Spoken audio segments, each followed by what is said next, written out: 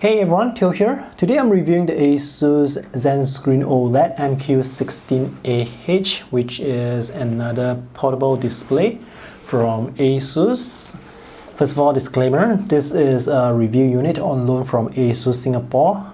All the opinions in this video are mine. I'll just present to you my findings and you can decide whether or not this is worth the money. And the official retail price for this is US $399 and here in Singapore it's $739. And this display will be available for sale in September 2022 in Singapore. Now this review is going to be quite long, so if you want to save time, you can check out the text review that I have already written.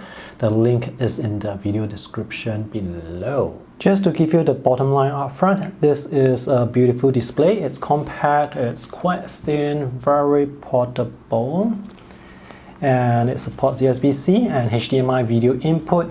The flip cover stand can be deployed in many different positions, and the colors on this OLED display are terrific. They look fantastic out of the box. The colors are very vibrant.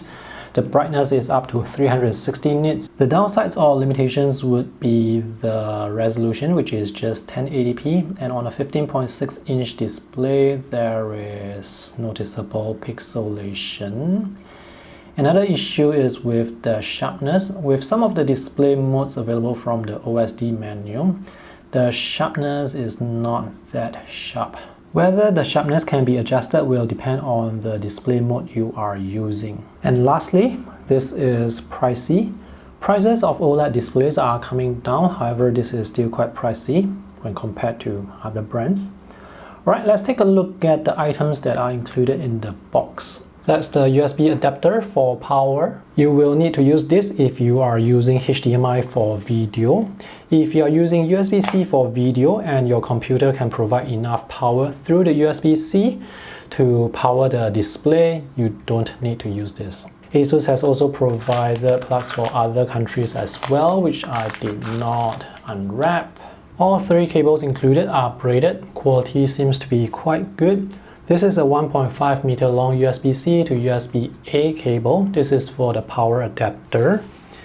And this is a 1 meter long USB-C to USB-C video cable.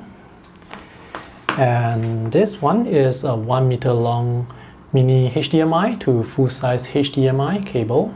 This is the plastic cap for the tripod mount on the back of the display. This is not a screw-on cap, so it can fall off.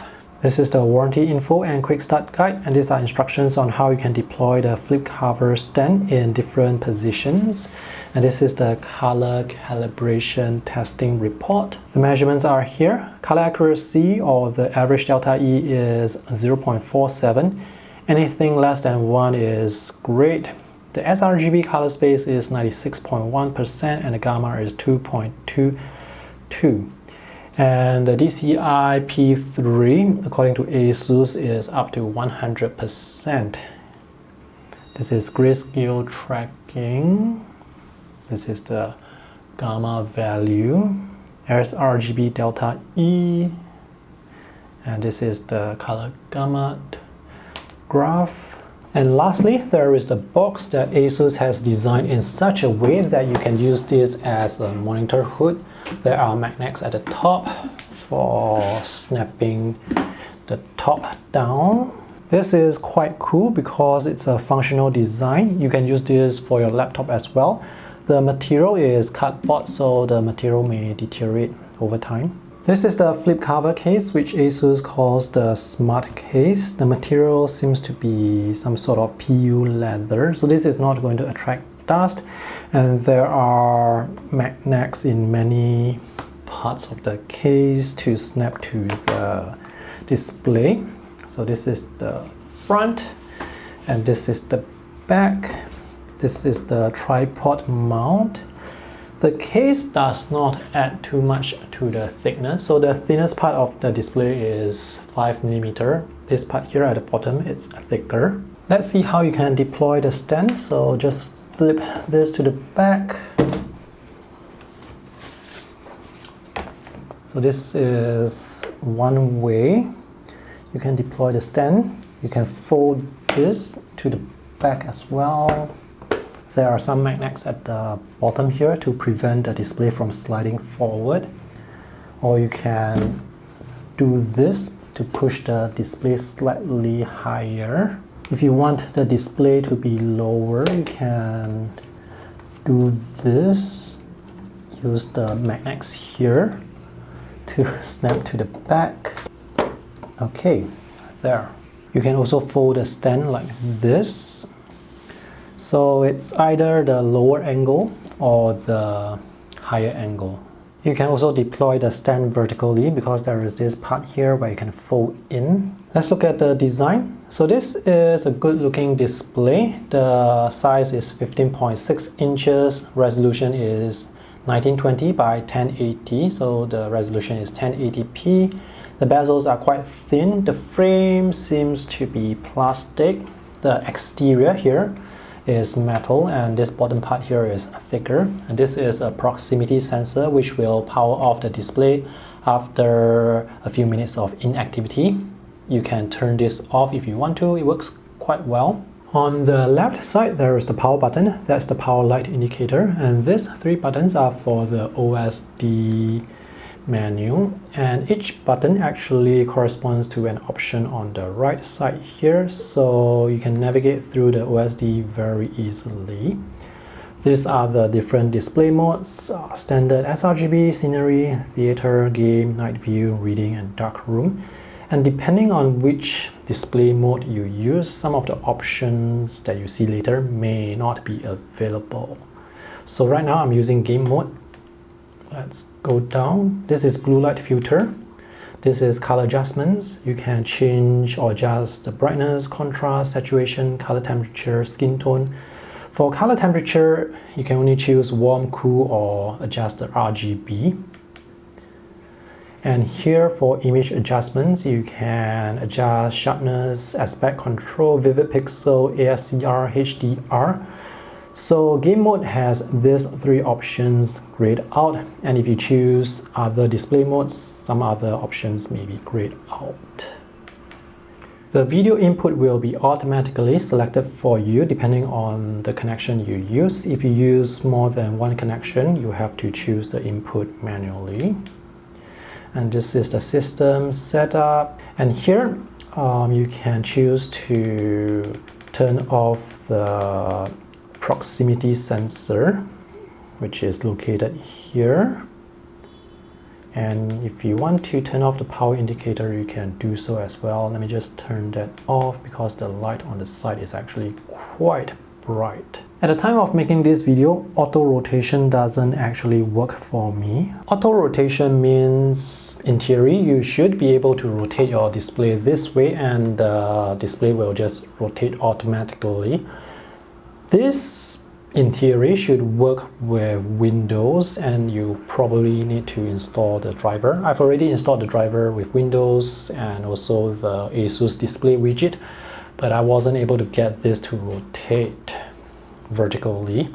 By the way, this OS is Mac OS, and Mac OS doesn't support auto rotation because there is no Mac OS driver. Anyway, even if auto rotation doesn't work, you can always rotate your orientation manually using your OS display settings. Also, on the left side of the display, there are two USB-C ports. This is for USB-C video, and this is for power input. Unfortunately, there is no power delivery. If you're using the display with USB-C video connection to the laptop, this is going to drain the laptop battery faster, and because there is no power delivery to the second USB-C port on the display, you cannot charge the laptop through this display. You may have to connect the laptop to a power source, and if the laptop uses USB-C for power, it means you will have to use two USB-C ports on the laptop. By the way, the display just blacked out because of the proximity sensor. So as my hand moves close to the sensor, the display turns back on. And when the display actually blacks out to save power, it's still connected. which is to say that it's still in extended desktop mode. So right now I'm actually more than 1 arm's length away, so the sensor wasn't able to detect me from this far away. But if I'm seated closer to the table, then this sensor should work. On the right side of the display, there is a 3.5mm audio jack. This display does not have any speakers. That's the USB-C video port, and this is the mini HDMI port. If you are using mini HDMI or HDMI, you will need to connect additional power source to the display. And because the HDMI is located on the right side of the display, if you want to deploy the display vertically, it's going to block the HDMI port access, and that's the proximity sensor at work again. So the colors on this OLED display look terrific out of the box, and with a side-by-side comparison with this LCD display, I can see the colors are more vibrant on the OLED, but that could be due to the display mode that I'm currently using, which is game mode. The colors will be affected depending on the display mode you choose, and for some reason if you choose sRGB, the colors will be quite dull, even more dull compared to the LCD here. Unfortunately, my color calibrator doesn't work with OLED display, so I can't tell you the exact color measurements. Based on ASUS marketing, they said the display has 100% DCI P3 color gamut, and according to the color calibration report you saw earlier, it's up to 96% sRGB. Anyway, based on what I can see, the colors, they look fantastic. Out of the box, the colors are really punchy. The contrast is 1 to 100,000. And because this is an OLED display, the black areas, the darker areas, they are really dark, thanks to the high contrast ratio. Two things affect image quality on this OLED display. First is the resolution, and the second is sharpness. So 1080p resolution on a 15.6-inch display is going to have slight pixelation. Even when working from 1 arm's length away, I can see slight pixelation. Currently I'm using game mode. The sharpness is actually at 60%, so the text is actually quite sharp. If I switch over to sRGB mode, which I'm doing so right now, the sharpness will drop to 50%, and even though it drops 10 percentage points, I can see the text is slightly fuzzier. Because this is an OLED display, there is no IPS glow, so the black areas will be completely black. And it's very enjoyable to be watching shows and movies on this display. The maximum HDR brightness for this display is 400 nits, and to me 400 nits is not enough to get you true HDR effect. For example, with this scene, there is a sun here. On a display with true HDR, I am able to see the sun, which is a white spot around the glow here, but here this area is just blown out. Even though this display actually has pretty good contrast ratio, but it's not good enough to show true HDR. Gaming is quite enjoyable, mostly because the image quality is terrific, and the response time is 1 millisecond. The refresh rate is 60 Hz. This display can be used with a tripod because there is a tripod mount behind, but there is no tripod included with this display. And in many of the product photos, there is this ASUS tripod being advertised. And this is an excellent tripod, by the way. It's just that this tripod is very rare. Either that or ASUS just doesn't sell this tripod. So ASUS, if you are actually watching this video, make more of this tripod and actually sell it because it's a really good tripod. Alright, to conclude, this is a beautiful display. It's lightweight, compact, portable. It supports USB-C and HDMI.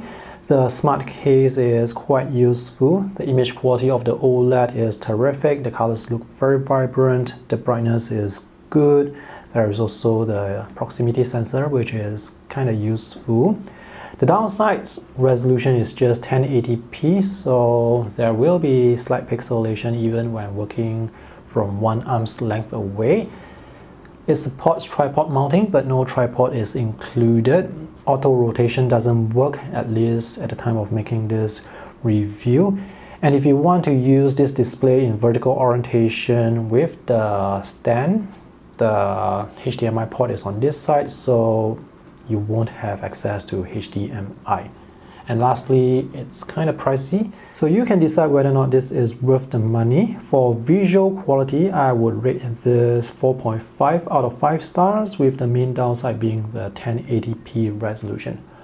Alright, I hope this review is useful. If you guys have any other questions regarding this display, let me know in the comment section below. See you guys in the next video. Bye!